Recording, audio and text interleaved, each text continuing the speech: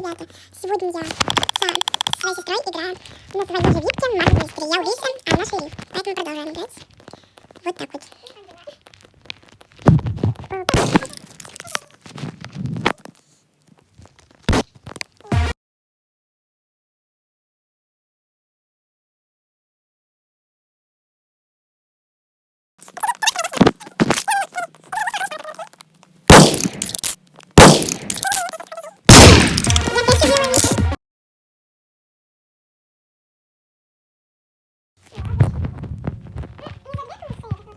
Нет, так неинтересно.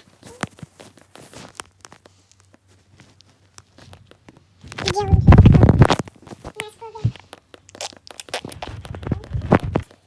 Так, ну становимся опять в нашем новом месте.